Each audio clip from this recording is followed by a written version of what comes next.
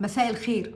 حبيت اشارككم النهارده في حاجه ظريفه شفتها على امازون، وطبعا اشتريتها عشان رجليكي تفضل، كعوب رجليكي تفضل ناعمه، خاصه بعد ما تعملي ازاله الجلد الميت وتحط لها مرطبات وسكربات وحاجات.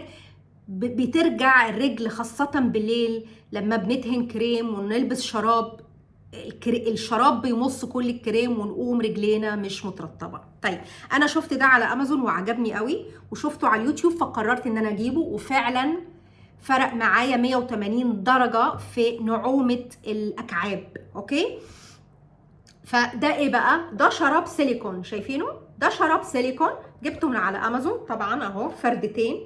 اوكي، طيب ده بتعملي ايه يا ست الكل؟ بعد ما تنقعي رجليكي في ميه دافيه وملح وخل، وبتعملي لها ازاله للجلد الميت، سكرابات، تنظيف، مانيكير، بتعملي كل شيء. قبل ما بتنامي بتدهني الكريم بتاعك او الفازلين، في ناس بتدهن فازلين، وبتلبسي الشراب ده وبتنامي بيه. ده شراب سيليكون. شراب السيليكون مش الشراب العادي القطن، هيمتص الكريم اللي على القدم، فانت كده ما استفدتيش حاجه، انت كده ضيعتي الكريم.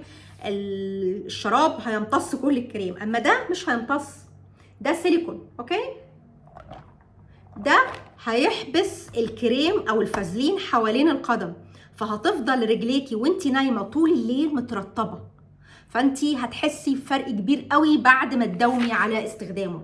فده كانت فكره حلوه قوي وانا جربتها، فحبيت اشارككم الفكره دي ان انتوا تجربوها انتوا كمان عشان تستفيدوا منها. بحبكم.